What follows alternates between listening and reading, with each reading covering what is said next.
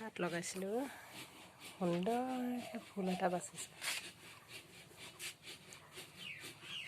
কেনেকুৱা হয় নাজানো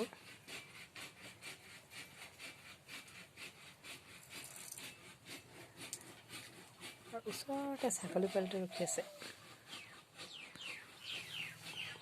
ফুলটো এনেধৰণৰ হ'ব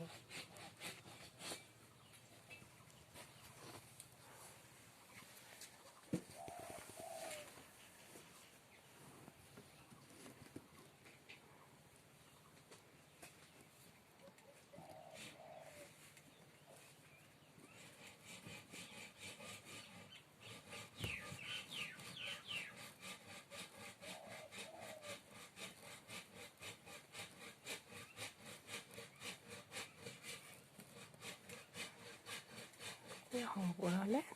এইদৰে হ'ব এইখন মেখেলা আৰু বৈ থকাখন চাদৰ